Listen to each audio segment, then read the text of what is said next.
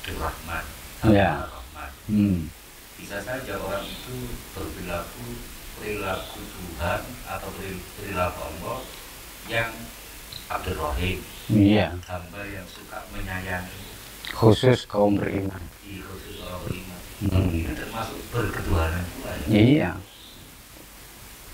Dan lebih tinggi Abdurrahman, hamba yang berketuhanan, yang maha kasih, yang tak pilih kasih. Arti Abdurrahman, arti nama Gusdur itu hamba zat yang maha pengasih, yang tak pilih kasih Pada siapapun. siapa dan apapun, segala ciptaan. Lebih luas. Iya. Kalau Nama Ar-Rahman itu nama yang paling identik dan yang paling sering digunakan sebagai pengganti Allah. Wa ibadur rahman alladzina yamshuna 'alal ardi hauna wa idza khatabahumul jahiluna qalu salama. Dan hamba-hamba Ar-Rahman adalah mereka-mereka yang berjalan di atas permukaan bumi ini dengan penuh ketawaduan, dengan penuh rendah hati, dengan menghinakan dirinya sendiri. Dan apabila orang-orang bodoh mengajaknya bertengkar atau mengajak ramai, mereka hamba-hamba Ar-Rahman itu berkata, salama, damai, damai, damai saja. orang bodoh berarti bodoh yang tidak bertuhan. Ya pasti yang dimaksud al-jahil dalam Al-Quran ya, yang tidak berpengetahuan ketuhanan, yang tidak berilmu ilmu ketuhanan. Kayaknya ini benar-benar memang pas tokoh kakek-kakek kita itu, kakek kita Iya. baca itu pas. Karena apa? Kalau dilanjutkan Pancasila kedua, mungkin antum yang ingat Pancasila kedua setelah Pancasila kedua, kemanusiaan yang ada dan berada. Kayaknya kan Pak ya. Iya.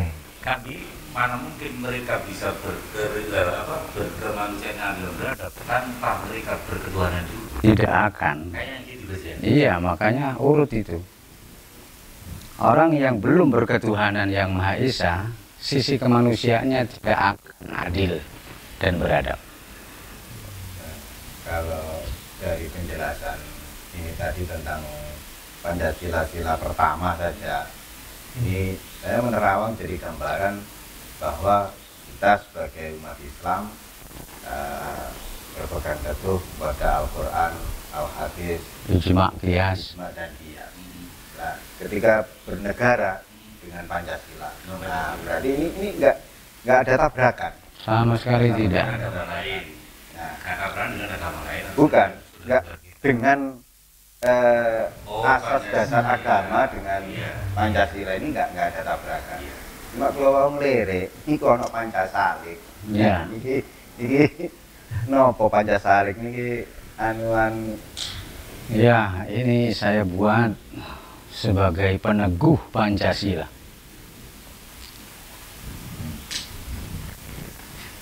Kalau Pancasalik ini 5 dasar pijakan orang yang menempuh jalan kembali. Salik adalah ia yang bersuluk.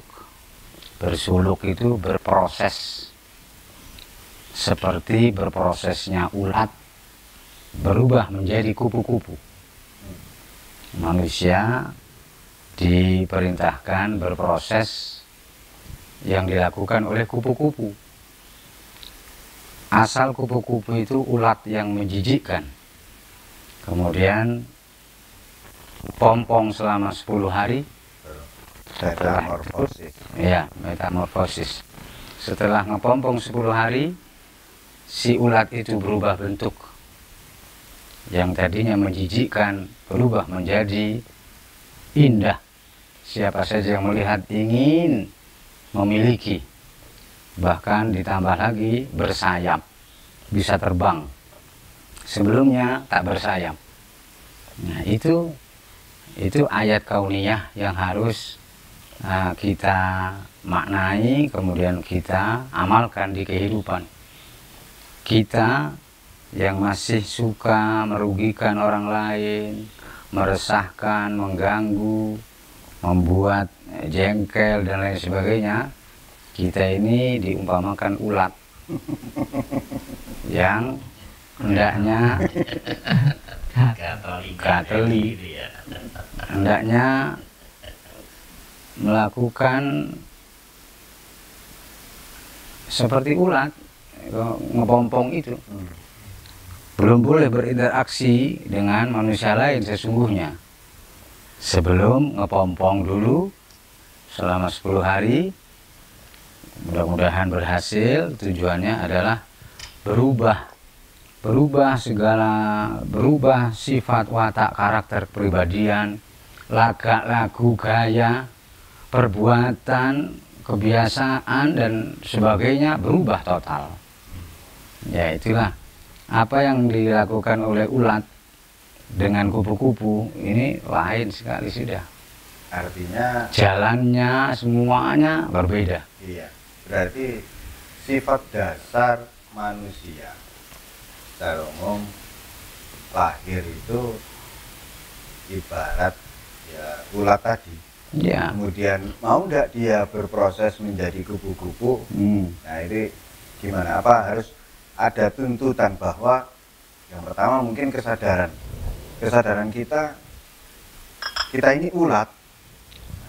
Kalau ini tidak ditumbuhkan kesadaran itu, pasti ya tidak mau berproses, metamorfosis menjadi kupu-kupu tadi.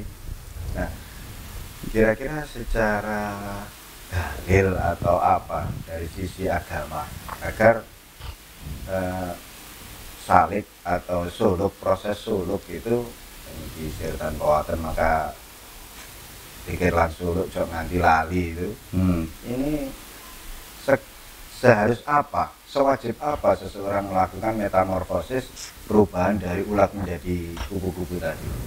Ya, bukan kita terlahir posisinya seperti ulat, bukan. Kita terlahir posisi fitrah, suci. Itu bukan seperti ulat, tapi seperti sebetulnya ya ulat bayi itu di awal dia menjadi ulat terlihat ada sayap. Namun setelah perkembangan berikutnya ini seperti tertutupi atau tenggelam. Nah, inilah fa'abawahu ayyuhawidanihi aw yunasiranihi aw yumajjisanihi kullu mauludin yuladu 'alal fitrah. Setiap anak terlahir dalam keadaan suci. Lantas kesuciannya itu dikotori atau dinajisi oleh kedua orang tuanya yang diamanati untuk mendidik dengan benar dan baik, membimbing sesuai dengan contohnya, yaitu Nabi kita tidak mampu atau tidak menjalankan sesuai perintah, sehingga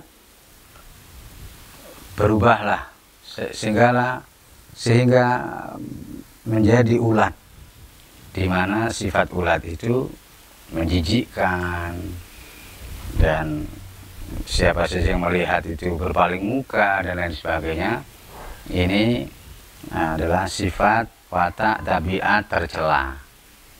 Jika kita merasa mengganggu orang lain atau meresahkan, membuat orang lain tidak nyaman dan lain sebagainya, ya saat itulah keharusan bagi kita untuk mengisolir diri sementara waktu, sebagaimana yang dilakukan oleh Muhammad semenjak muda hingga 40 tahun, yaitu suka sekali tahannuts fi ghari Hira, suka sekali bertapa di Gua Hira, yaitulah ngepompong, hingga sampai di usia 40 tahun mendapat wahyu 5 ayat dari surat Al-Alaq, Iqra bismi rabbikal ladzi khalaq dan seterusnya itu.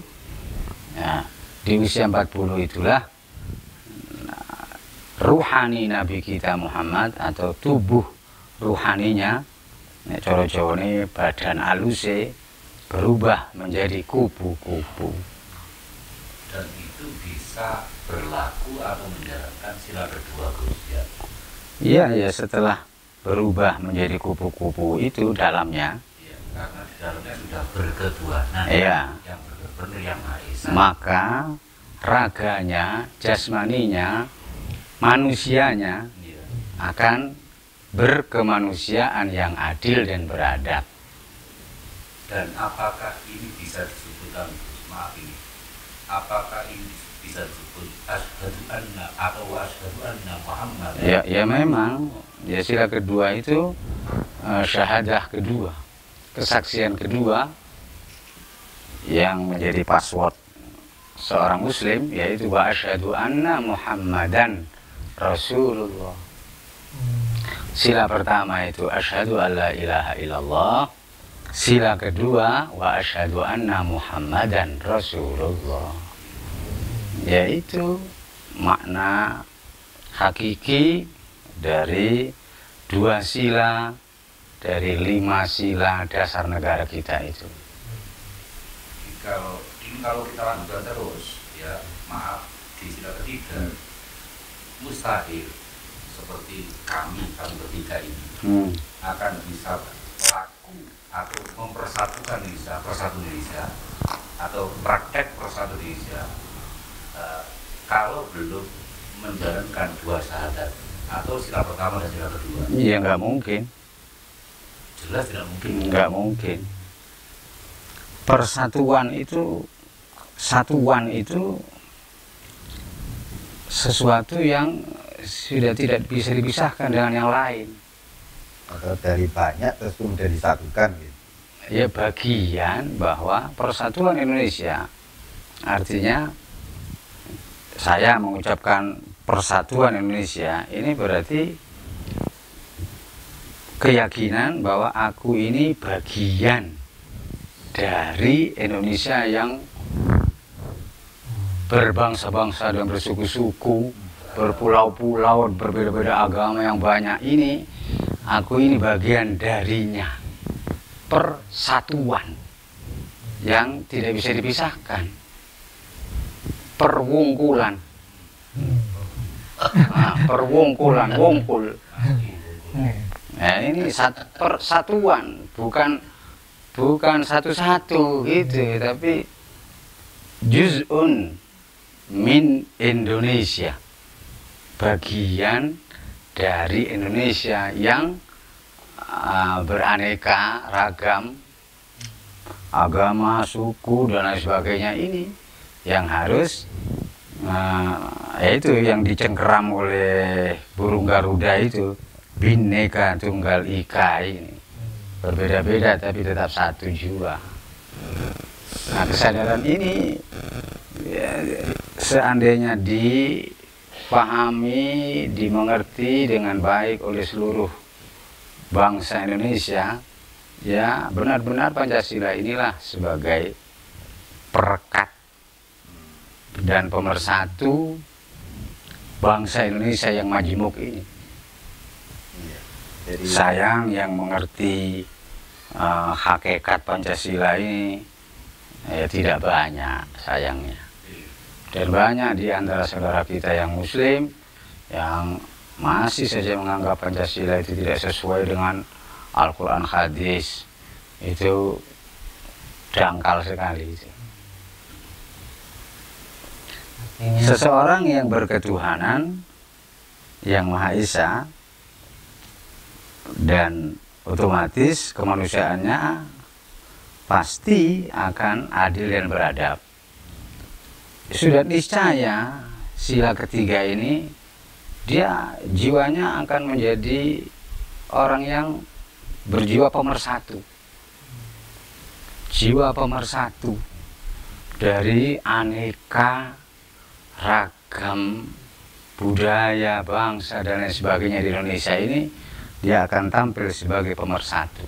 Berarti itu di kemanusiaan aja mereka sudah pri kemanusiaannya sudah kuat, terus pinter ngowong-ngowong, Iya, istilah. itu pasti.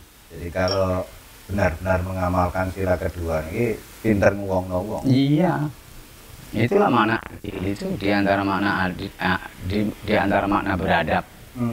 Itu makna beradab. Kalau gak pinter ngowong-ngowong, ya gak beradab. Adil sendiri sifatnya Tuhan. Iya, Allah. Adab itu sifat Muhammad. Adil sifat Allah, beradab sifat Muhammad. Maka antara Muhammad dan Allah dan Muhammad adalah yang bisa mempersatukan seluruh alam. Iya. Nah, itulah yang diharapkan dari nenek moyang kita pencetus Pancasila itu seperti itu. Yang sekarang alhamdulillah semakin kesini ini bangsa kita diguroni oleh bangsa-bangsa lain, bahkan syekh-syekh Timur Tengah Ini berguru ke Indonesia. berguru ke Indonesia karena ya benar-benar terbukti mampu menjaga kerukunan umat beragama inilah yang paling sulit bagi bangsa Timur Tengah khususnya. Indonesia kok bisa, nah, ini yang diherani.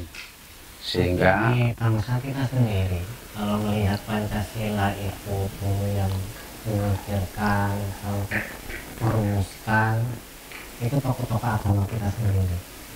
Tapi perjalanan bangsa ini mestinya harusnya ya sering-sering membicarakan ini dengan ulama, dengan ini biar ya terang. Seperti ini kan bagus. Kita malah Ya, ngerti tapi nilai-nilai mengerti Pancasila.